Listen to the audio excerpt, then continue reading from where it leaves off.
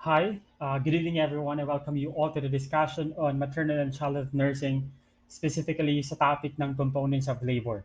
So, this is your nursing body, Jhunlie Escala.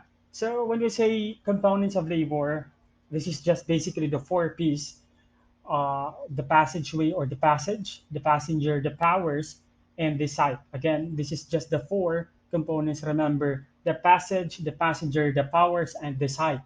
So kung ano-ano ang mga ito, isa-isahin natin yan as we go along with this topic. First, let's discuss about the passageway. Simple lang. When we say passageway, this is just simply as the route or yung dadaanan ni baby throughout the delivery, throughout the labor and delivery process. So this is simply as the pelvis of the mother or the birth canal na dadaanan natin, no? So talking about or the question, what is the most ideal type of pelvis? Because this has been asked several times in the nurse licensure examination. That's why nilagyan natin siya ng mark. By the way, if you will be seeing all those yellow mark na PNL is sensitive, you need to take note of that.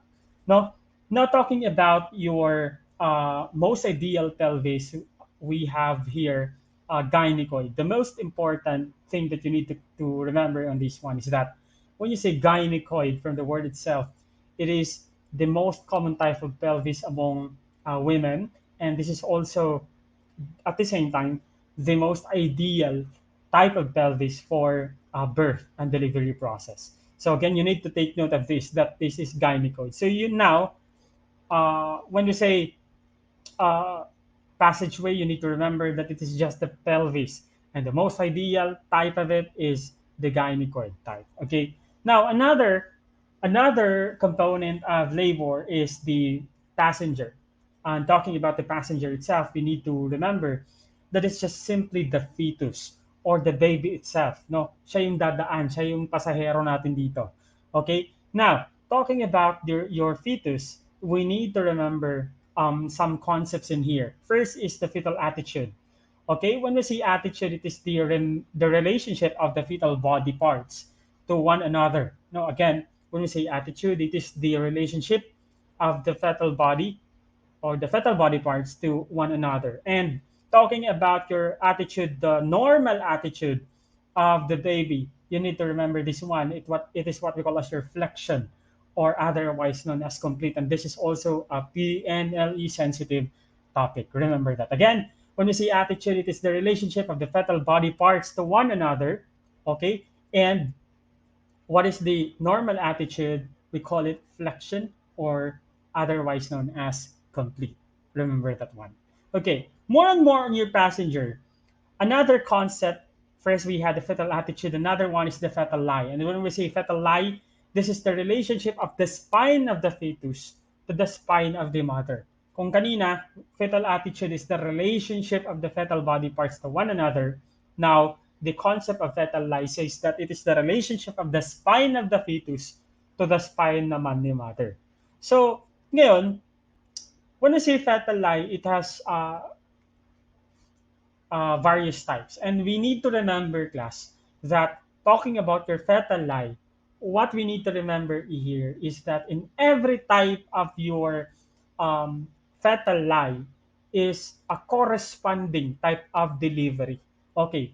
Now, remember, example, for your longitudinal lie, okay, for your longitudinal lie, which is a more desirable type of fetal lie, remember that your type of delivery here is in no way, no way siyang magiging abnormal, but of course, it is just the normal spontaneous vaginal delivery. Again, remember, kapag longitudinal lie, which is a desirable, no, na fetal lie, you need to remember that the type of delivery, expectant ka na, that it would be normal delivery. And for transverse lie naman, or otherwise known as horizontal lie from the word itself, no, nakabalibag or naka-transverse or horizontal ang line uh, ni baby, or the spine of the baby is somewhat transverse or crossing to the spine of the mother. Okay? So automatically, class, you need to remember that you have to put on your mind, because this is also a PNL sensitive topic, that for transverse lie, you need to prepare for CS delivery. Now, talking about your oblique lie naman is somewhat para siyang uh, diagonal, no? It's diagonal in nature, and this is actually somehow corrected through what we call as your external manipulation. However, there are some instances class wherein hindi siya nako-correct, okay? And if uncorrected by external manipulation, of course, you need also to prepare for your CS delivery. But if corrected, no, by external manipulation, prepare for normal vaginal delivery. Okay, remember that. Another concept is what we call as your fetal presentation. Now, when we say fetal presentations, alam natin to. Suking-suki rin to sa ating mga examinations. When we say fetal presentation, you need to remember the only one concept here is the presenting part of the baby. Okay? What is that? What do we mean by the presenting part of the baby? When we say presenting part of the baby, it is the portion of the fetus or the baby which enters the pelvis first. Okay, again, when we say presenting part, that is the portion of the fetus or of the baby which enters the pelvis first. So, talking about your presentation, we have actually uh, types of presentation. Okay, now the first type is what we call as your cephalic. The second one is the bridge presentation, and the third one is your shoulder. Okay, presentation. Okay, this is sometimes also called as your transverse presentation. Okay, alam natin to, cephalic, bridge, and then shoulder. Now, the most common type is your what we call as your cephalic presentation. So cephalic presentation is very, very simple. When we say cephalic, we're talking about head. That's why kapag sinabi natin cephalic caudal, it's from head to toe. Kapag sinabi natin cephalgia, that's pain in the head or headache. No? When we say now cephalic presentation in your maternal and child health nursing, the presentation or the presenting part of the baby is simply as the head. No? Ibig sabihin, yung ulo yung nauuna sa paglabas ni baby. And talking about your cephalic presentation, we have actually four types.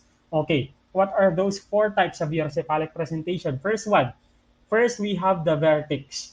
Okay, when we say vertex class, it is the type of cephalic presentation wherein the presenting part is between the fontanelles. Okay, the presenting part is between again the fontanelles and the occiput of the baby. Okay, again, when we say vertex, the presenting part is between the fontanelles and the occiput of the baby. Okay, now the second one is what we call as your brocephalic presentation or otherwise known as your military. Okay, cephalic presentation. Now, when we say brow naman, we sometimes call it military, the brow or the military cephalic presentation. Now, simply, the presenting part here is the brow area of the baby or the sinciput. Okay, the brow area of the baby or the sinciput. And the third type is the face presentation or the face cephalic presentation, of course, from the word itself. Ano pa nga ba? Okay, ang muka ni baby, ang presenting part, and then the fourth and the last one, we call it the mentum cephalic presentation or the chin is the presenting part of the baby. Again, we have four types of cephalic presentation. We call them vertex, the brow or military, cephalic presentation, the face, and the mentum. Now, para mas ma-picture natin na mas mabilis, okay, ito po ang vertex. This one is the military and the second one. The third one is the brow. And of course, the face, okay, is the last one. This is now the illustration, no, of the four types of your cephalic presentation. Now let's proceed to the second type of the second type of presentation which we call as the breech presentation. Kung kanina sa cephalic presentation, the presenting part is your head, of course, from the word itself, cephalic. Dito naman po sa breech presentation, your presenting part ni baby is either most of the time no the buttocks or the feet, no, these are the presenting part, no, and these are the landmarks. So you need to remember kapag buttocks or feet ni baby ang nauuna, okay, the presentation is what we call as your breech presentation. Now, talking about your breech presentation, we also have three types of your breech presentation. First one is what we call as your complete. Kapag sinabi natin complete class, remember class, the thighs are fully flexed. Remember, the thighs are fully flexed. No? Kapag sa front naman class, the hips or the thighs are flexed and the knees are extended. Again, remember, okay, kapag sinabi nating front, the hips and thighs are flexed but the knees are extended. Now, kapag sinabi nating extended, saan ba papunta ang knees, no? Ni baby, or saan ba siya uh, nakatutok, no? Is it upward or downward? Now remember class, kapag sinabi nating frank presentation or frank breech presentation class, remember that the knees are extended pataas. Okay? That's why ipapakita natin mamaya. Okay, ang pagkakaiba ng tatlo. Now the last one is what we call as your footling breech presentation. Simple lang from the word itself. We are talking here about the foot, either the only one foot of the baby or both, no, both the feet of the baby are the presenting parts, no. Single or double feet are the presenting part or sila yung nauuna. That's what we call as your footling presentation. Again, when we say bridge presentation, may tatlong types po tayo. First one is the complete, second one is the flank, and the third one is the footling. Now, para mas maintindihan pa natin, these are, no, the types of your bridge presentation: the front, the complete, and of course, the footling presentation. Remember that in your footling presentation, it could be, no, na isa lang yung presenting part na paa ni baby or pwede ring dalawa. That's why we call it the single footling or the double footling bridge presentation. Remember that one. Okay? Now, another types of presentation naman class, this is a PNL sensitive topic class. Remember this one, in shoulder presentation, dito class mas tumatagal yung labor. It's because matagal dito yung fetal descent. Because nga, shoulder yung nauuna. It's not the head, neither the buttocks or the feet, but it is the shoulder. Remember, kapag shoulder presentation yan, most probably ang position ni baby class, it's either transverse or para siyang naka-oblique, but still the presenting part is the shoulder of the baby. And you need to remember that the most important nursing consideration in your shoulder uh, presentation class is that you need to prepare for cesarean delivery. Remember that one. Okay? Shoulder cesarean. Okay? Now, another concept also that you need to remember is the fetal position. This is also a PNL sensitive topic. When we say fetal position, this measures the process of fetal descent or ang pagbaba ni baby, which is meron po tayong mga landmark na sinusundan dyan at may measuring po tayo. And you need to remember that when we say fetal station, our measuring gauge here is from floating to crowning. Okay, again, from floating to crowning. Now, nasa illustration po natin that the landmark na we need to remember here is the ischial spine. At once tinatanong po ito in every exam, wag po tayong palilito because minsan ginagamit po ng ating mga examiners ang other names or what we call as example your iliac spine. No, remember that wag po tayong palilito na ang landmark po natin or the landmark structure natin dito for your fetal station is the ischial spine at station 0. That's why remember kapag at the level of the ischial spine, you need to remember that the baby or the presenting part of the baby or the head of the baby is at station 0. So we call that as the fetal station. Now, para mas madali nating maintindihan ang fetal station, remember that kapag nasa loob pa or inside pa si baby or above the ischial spine, you need to remember that the numbering natin dyan is at negative levels pa. You need to remember, class, that inside negative, class. Okay, kapag inside negative, again, inside negative. Okay, at kapag naman nakalagpas na ang ulo or the presenting part, the head as the presenting part ni baby, sa ischial spine, our measuring now will become a positive numbering naman tayo. Okay, remember that one, class. Again, our landmark structure here is your ischial spine at station 0. Again, kapag inside, it's negative.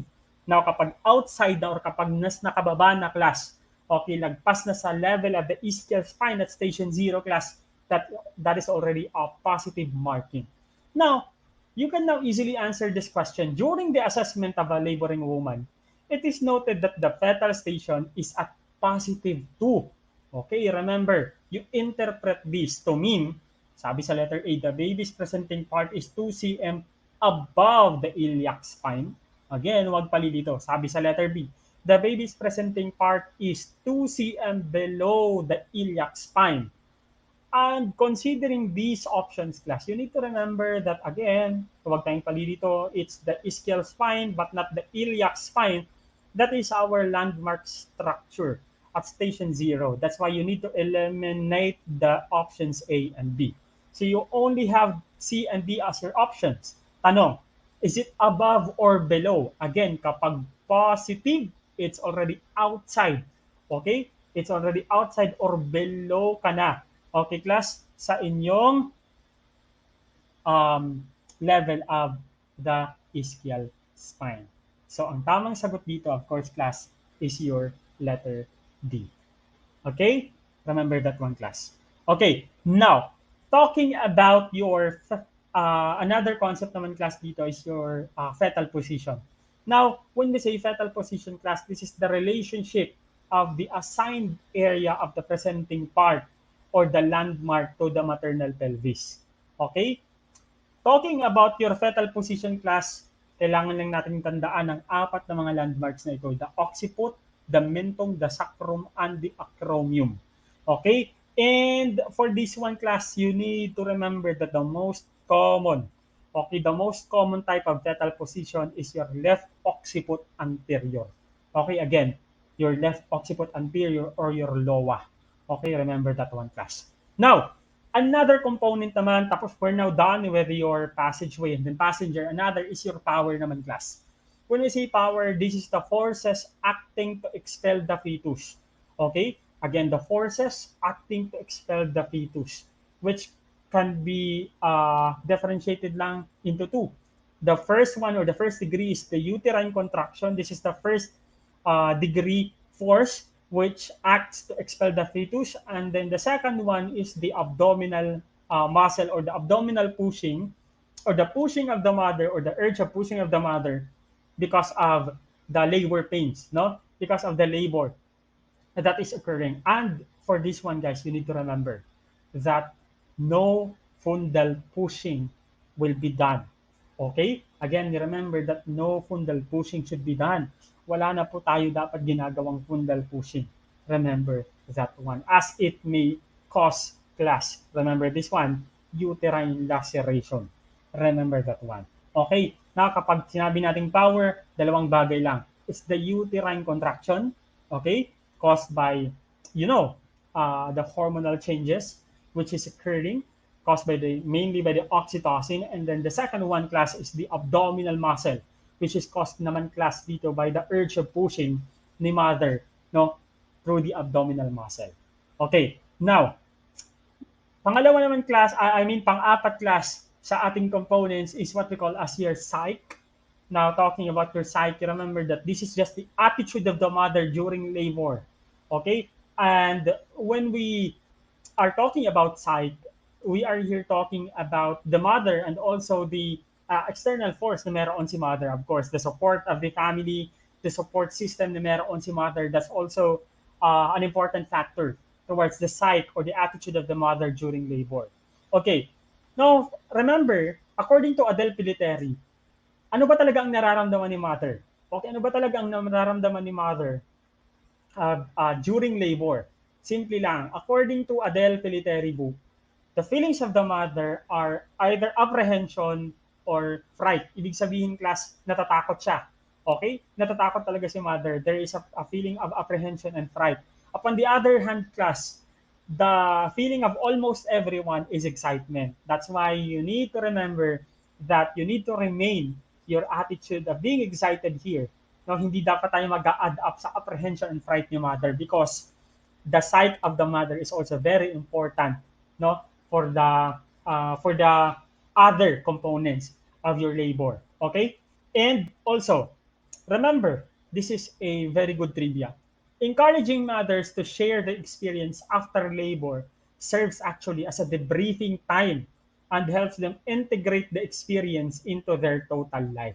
Remember that, okay? This can be asked, okay, in the PNLE. Remember that the experience daw ni mother all throughout the labor and delivery, no, kapag na ikikwento niya yun, this can serve as a debriefing time, which is very, very important, lalong-lalo na sa postpartum ni mother because it helps them integrate the experience into their total life. Okay? Of course, that ends our lecture on the components of labor. Subscribe and follow po our channel on YouTube and also follow our Facebook pages, Jhunlie Escala and Corpus Nursing for more lectures.